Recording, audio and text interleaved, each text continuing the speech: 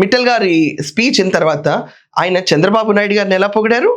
ఎవరి కోసం వచ్చారు ఆంధ్రప్రదేశ్కి?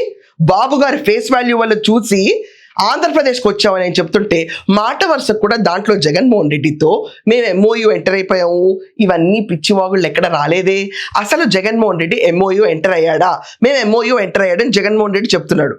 నేను ఇక్కడ క్లియర్గా అడిగాను, did AP government sign MOU with Mittal in Davos అంటే no, there was no MOU sign with Mittal by AP government at Davos during Jaganmohan Reddy tenure, that is at 2022. అబద్ధాలకు కూడా సిగ్గుపడాలి జగన్ చెప్పేటప్పుడు. మేమే తెచ్చాం, ఏం తెచ్చావు? ఇదంతా ఓకే.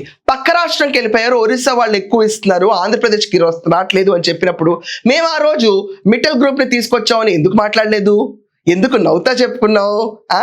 ఆదిత్య మిట్టల్ ఒరిస్సాలో 1,04,000 కోట్లతో 24 మిలియన్ టన్నుల స్టీల్ ప్లాంట్ అక్కడ కడతా ఉన్నారు. చంద్రబాబు నాయుడు అంటాడు, చంద్రబాబు నాయుడు కొడుకు.